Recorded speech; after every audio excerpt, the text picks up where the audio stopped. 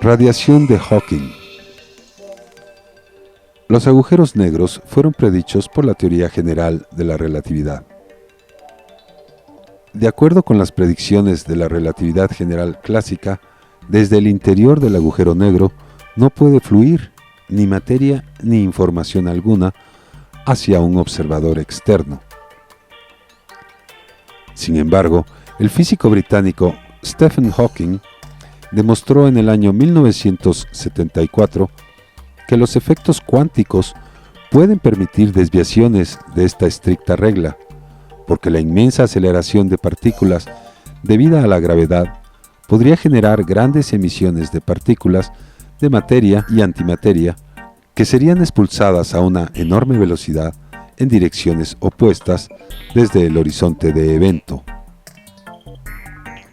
Este fenómeno, conocido como radiación de Hawking, fue observado por vez primera pocos años más tarde, cuando el radiotelescopio Very Large Array detectó la emisión de nubes de radiación de cientos de años luz de extensión en direcciones opuestas desde el núcleo de varias galaxias espirales.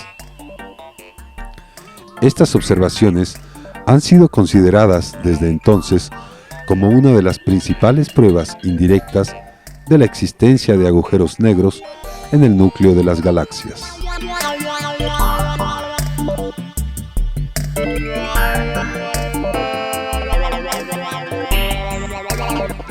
Actualmente la creencia en la existencia de agujeros negros en el universo se apoya tanto en la teoría como en las observaciones astronómicas indirectas. Sin embargo, quedan aún incógnitas por resolver. El entendimiento que tenemos del colapso estelar no es lo suficientemente claro para decirnos si es posible colapsar un objeto directamente en un agujero negro sin que medie un evento supernova. Tampoco podemos afirmar que existen realmente supernovas que forman agujeros negros, ni cuál es la relación exacta entre la masa inicial de la estrella y el objeto final.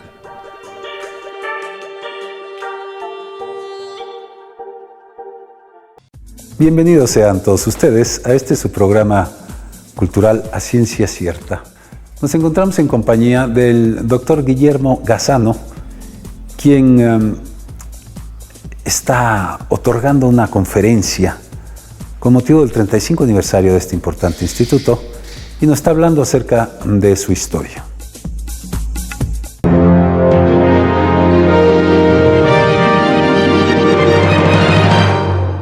Aquí vemos parte del internado, un tanque de agua en forma de pirámide, otra vez la parte simbólica, el año de 1936, el asta bandera, dormitorios en el internado, aquí cerca de donde están los puercos, ¿no? Nosotros nos enteramos mucho de que si están bien o no. Y bueno, la que sigue. Y bueno, hay muchos eventos que recordar en lo que sería el internado. Por supuesto, su creación y funcionamiento. El internado, vi unas fotos muy antiguas y verdaderamente parecía un centro vacacional, pero de primer mundo.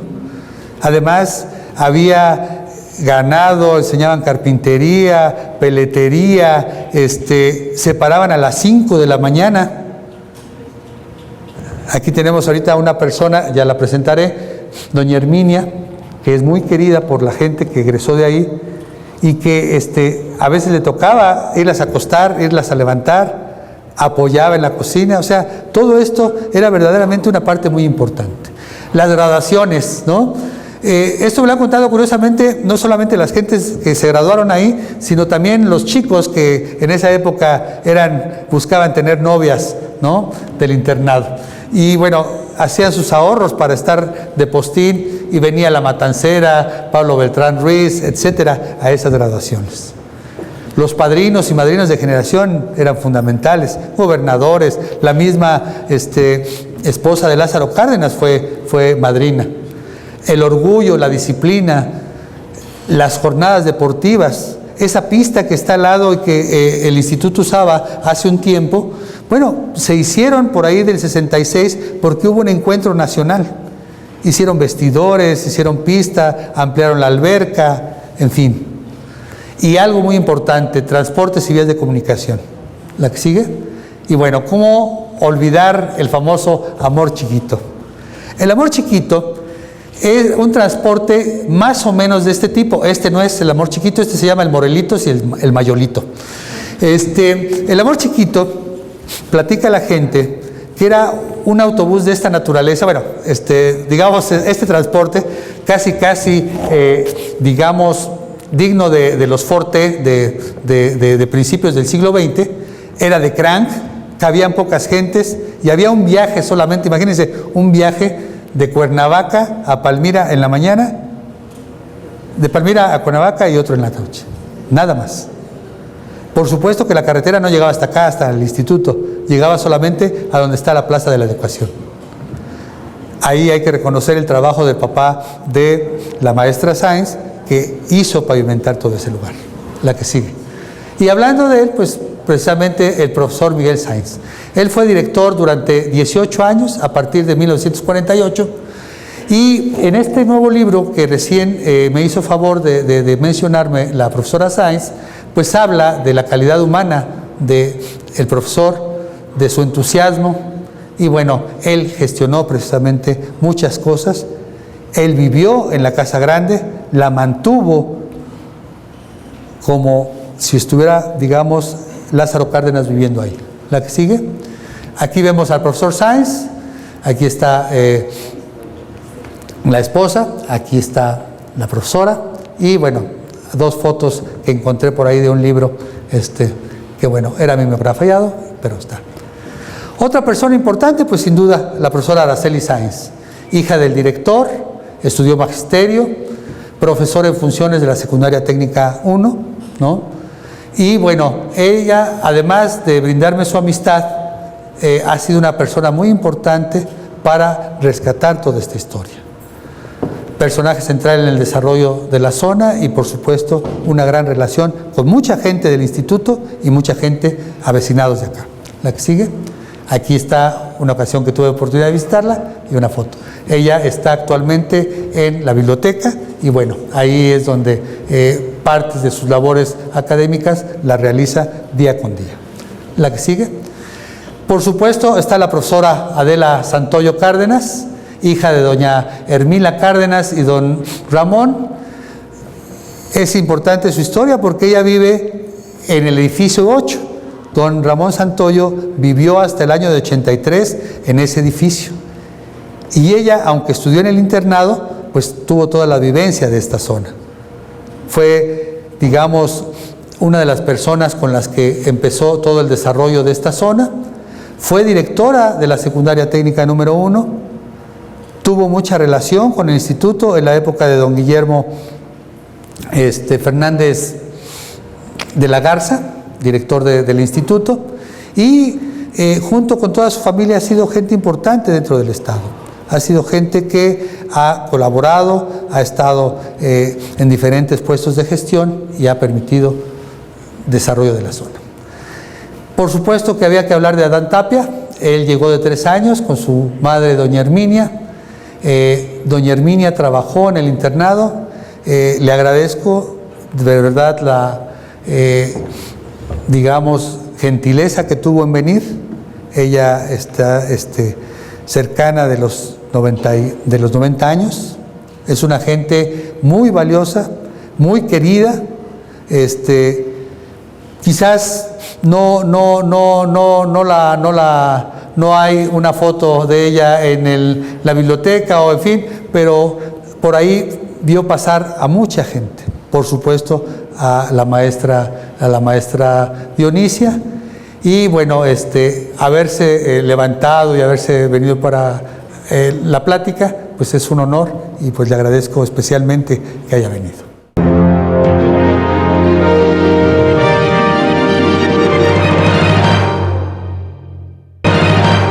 Aquí vemos a Adán, ¿sí? Vemos a doña Herminia, vemos a la profesora Dionisia, acá también está la profesora, y aquí está su credencial en el año del 65. Gente que ha ido conformando esta zona, a gente que ha formado parte del instituto, que forma parte del instituto y también que es muy valiosa. ¿La que sigue?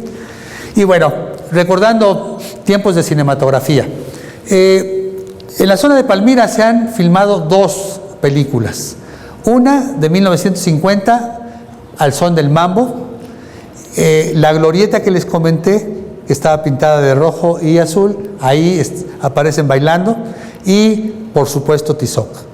Digamos, en la parte oriente, sur-oriente del Bazo, ahí en esa bajada se filman 2 escenas, una donde se mata a una cierva y otra donde se pega a Tizoc por una piedra en la boca por andar diciendo sandeces a María Félix, ¿no? Y bueno, Al son del mambo pues fue una película de la época de las rumberas, o sea, también no encontré fotos, por eso no las puse, me lo platicaron nada más. Y bueno, en ese sentido, Resortes, que Resortes no era así el gran cartel, por supuesto Pablo Beltrán Ruiz, fue la dirección de Chano Urueta quien la hace, y bueno, aquí se ven algunos carteles. La que sigue, Tizoc es la otra parte, bueno, algunas de las escenas y la filmografía. La que sigue. Y viene ya finalmente lo que sería el superfraccionamiento Lomas de Cuernavaca.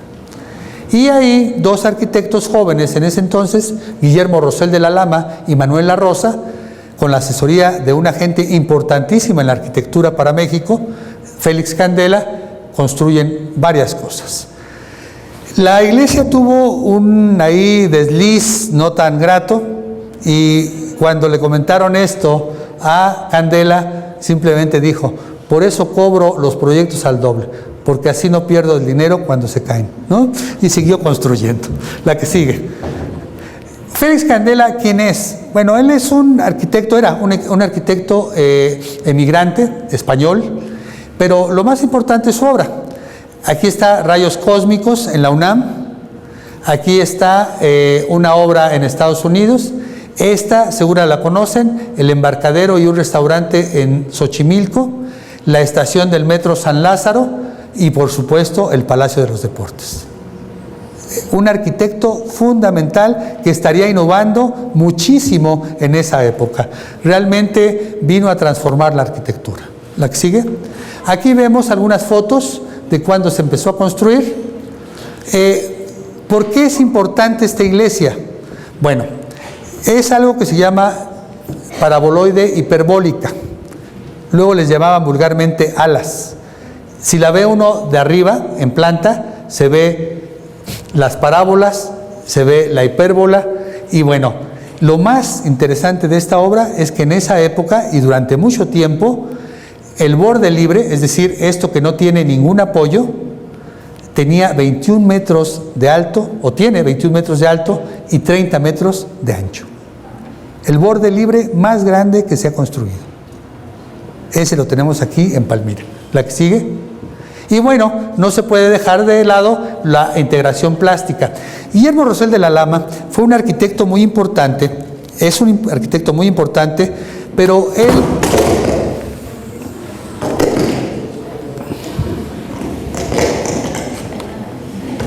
Ya voy a acabar, ¿eh?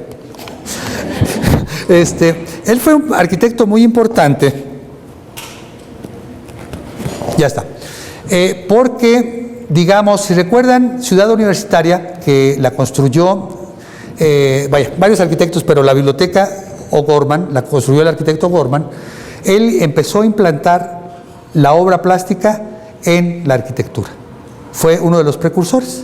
Entonces, gente como Chávez Morado, O'Gorman, fueron inspiradores de Rosell de la Lama, y por eso aparecen aquí este tipo de cosas, las guacamayas, donde está la media luna, las bolas. Las bolas tienen una influencia de un arquitecto español muy importante también, que se llamó Gaudí. Algo que se llama el Parque Güell. La que sigue. Y bueno, llegamos a los antecedentes del instituto. Hoy no toca hablar del instituto, simplemente de esos antecedentes. En 73 y 74, digamos, después de que deja de funcionar el proyecto de hidroeléctrica, la CFE deja ahí la hidroeléctrica, después la retoma y empieza a hacer unas casitas, edificios 1, 2, 8, 7, etcétera, para hacer lo que sería el centro de capacitación para linieros.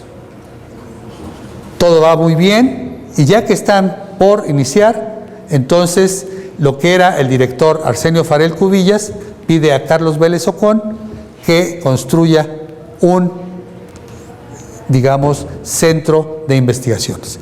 Hay un antecedente, estaba en la CFE el Instituto de Investigaciones de la Industria Eléctrica, pero evidentemente vean cómo es que se van transformando, cómo es que se van uniendo todas estas historias para llegar a lo que somos hoy.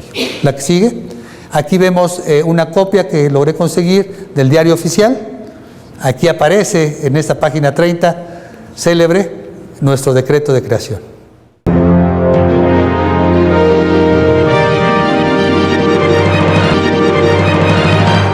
Gabriel Alcocer, otro compañero de aquí, tuvo esa oportunidad porque él fue una persona que vino trabajando con el ingeniero Botello y que fue el que construyó parte de las casitas. Por supuesto, Juan, Manuel, estaban incorporados en este trabajo, pero él fue una de las gentes que venía con el ingeniero Botello y que se encargó de esto. Gabriel, no tengo mucho que decir, ha sido una gente que ha estado en diferentes lugares dentro del instituto, una gente también querida, y bueno, él está en este momento dentro de lo que es la parte química. La que sigue. Algunas consideraciones finales para terminar. Si nosotros vemos ya, después de este análisis, el corte historiográfico de la zona, podríamos decir que hay 4 grandes etapas. Una etapa de fundación, la población de la zona, muchos vecinos de otros lados, de Jalisco, de Michoacán, por supuesto el general Lázaro Cárdenas. Después vemos una etapa de crecimiento donde los 2 proyectos fundamentales de la zona, los 2 proyectos fundamentales, por supuesto, son el internado Palmira y el proyecto de la hidroeléctrica Palmira. Viene una etapa de crecimiento urbano, la consolidación de los proyectos urbanos, los nuevos proyectos con bases históricas, y ahí es donde aparece nuestro instituto, la secundaria, más adelante CENIDET, etcétera, etcétera. Y una etapa de expansión, que es la que se está viviendo, digamos, de los años 80, 90 hacia acá, en donde aparecen consolidaciones como la del instituto, la secundaria misma, donde la profesora Adela fue directora, y aparición de nuevas instituciones. Yo creo que la gente de Palmira y sus instituciones tienen nuevos retos. Hoy podríamos decir, después de analizar esta historia, que creo que es importante recuperar esa historia, esa parte histórica de la zona. O sea, consolidar su identidad forma parte. No es importante solamente hacer la historia del internado, la historia del instituto. Se trata de hablar de la zona. Creo que hay un patrimonio ambiental importantísimo. El instituto tiene una gran parte, el río, los animales, vaya, es sorprendente ir caminando en los pasillos del instituto y encontrarse, digamos, diferentes animales, ¿no? Algunos comen tortas, no, pero no del sol. Hay el tejoncito aquí. Animales cuadrúpedos. No, platico una anécdota. Ahorita platico una anécdota interesante. Me decían que hay un trabajador que acostumbraba a comprar una torta y la dejaba por ahí. Entonces le preguntaron, oye, ¿por qué dejas eso? Bueno, pues lo que pasa es que esa torta era para el tejón, a ese nivel. ¿Sí? De eso estoy hablando. Bueno, creo que también hay una consolidación necesaria a nivel económico, político y social. Tan solo entre la gente que trabaja en el internado y en el instituto, estamos hablando de una muy buena cantidad de gente. En el instituto, datos más, números más, menos, estamos hablando de 1000 gentes, alrededor de 1000 gentes o más. Y otra cosa interesante que a lo mejor no hemos notado, tenemos una vocación educativa y de investigación. O sea, ¿cuántos centros hay dentro de la zona de educación? ¿Cuántos becarios pasan por el internado, por el instituto, por el CENIDET? O sea, realmente digamos, así es como se construyen las ciudades educativas. Si va uno a Austin, Texas, se da uno cuenta que es una ciudad universitaria, una ciudad académica, y que empezó como Palmira. Incluso la UNAM tiene un centro de enseñanza del español allá en Austin. Agradezco mucho a toda la gente que realmente ha colaborado en este trabajo. Este año, en efecto, cumplimos 35 años y la historia del IE no empezó ahí, se inició hace mucho tiempo. Digamos, algo que es interesante es que muchos personajes que en ese momento fueron niños, hoy son gente profesionista y profesional en sus labores dentro del instituto, dentro del internado o en alguna parte de aquí. Y como ha comentado el director ejecutivo, hoy en esta charla realmente conocimos la historia anterior a la fundación para reconocer la importancia del instituto en la región. Y por eso también se desea reiterar nuestro compromiso de continuar por muchos años más haciendo historia al servicio del país, de nuestro estado y por supuesto de la gente y de las instituciones vecinas de Palmira. Les agradezco y gracias por su atención.